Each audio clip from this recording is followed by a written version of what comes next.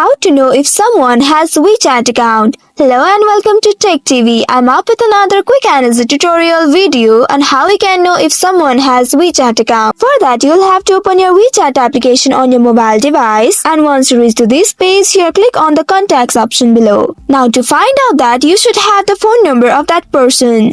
If you have that, then let's continue. Click on the plus icon at the top, then click on New Chat. On this page, click on New Friends, and at the search bar, type the mobile number of that person. Then click on this search. Now, if that person has the WeChat ID, it will be visible on your screen. But if the person doesn't have their WeChat ID, then no profile will be visible on your screen. So in this way, you can know if someone has WeChat account. That's all for today's video. Thanks for watching till the end. If you found this video helpful, don't forget to like, share and subscribe the channel. Also hit that bell icon to get notifications on more such helpful tutorials. See you in next video. Stay connected.